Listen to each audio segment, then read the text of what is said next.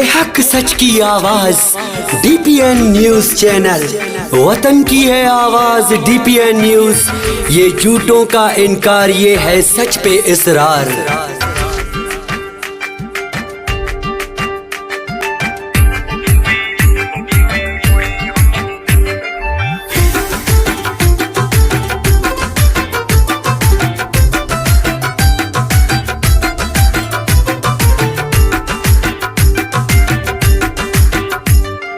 आपकी हमारी पसंद डीपीएन न्यूज चैनल। आपकी हमारी पसंद डीपीएन न्यूज चैनल हो गया ओपन। हम सब की शान है डीपीएन न्यूज। हक सच का नाम है डीपीएन न्यूज। आपकी हमारी पसंद डीपीएन न्यूज चैनल हो गया ओपन। हम सब की शान है डीपीएन न्यूज। हक सच का नाम है डीपीएन न्यूज।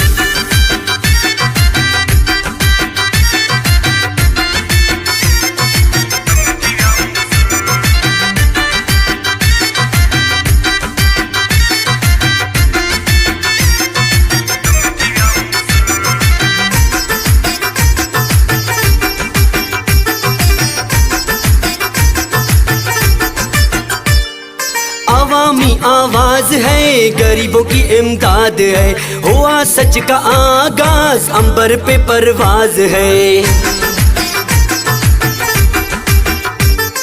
अवामी आवाज है, गरीबों की इमदाद है। हुआ सच का आगाज, अंबर पे परवाज है। पंजाब सिंध बलोचा पख्तूनख्वा कश्मीर का भले पंजाब सिंध बलोचा पख्तूनख्वा कश्मीर का डीपीएन पे नाज। हम सब की शान है डीपीएन न्यूज। हक सच का नाम है डीपीएन न्यूज।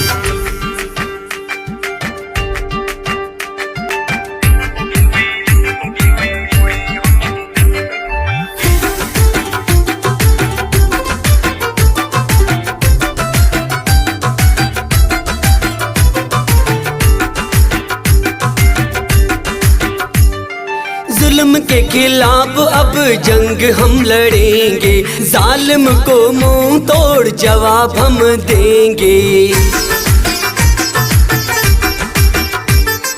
जुल्म के खिलाफ अब जंग हम लड़ेंगे।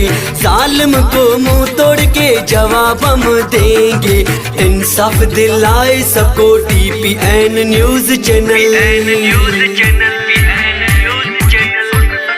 इंसाफ दिलाएगा सबको डीपीएन चैनल। वतन की आवाज हम सब की शान है डीपीएन न्यूज। हक सच का नाम है डीपीएन न्यूज।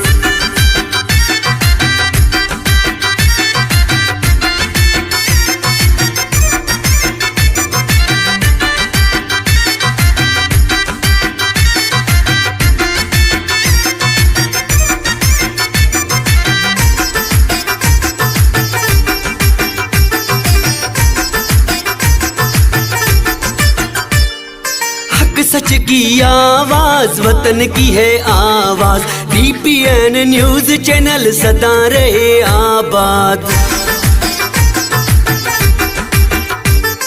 हक सच की आवाज वतन की है आवाज। डीपीएन न्यूज चैनल सदा रहे आबाद। ये झूठों का इनकार, ये है सच पे इसरार। वाला ये झूठों का इनकार, ये है सच पे इसरार। रहे मिल के साथ, हम सब की शान है डीपीएन न्यूज।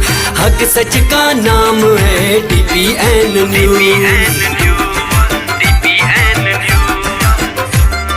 आपकी हमारी पसंद डीपीएन न्यूज चैनल हो गया ओपन। हम सब की शान है डीपीएन न्यूज। हक सच का नाम है डीपीएन न्यूज।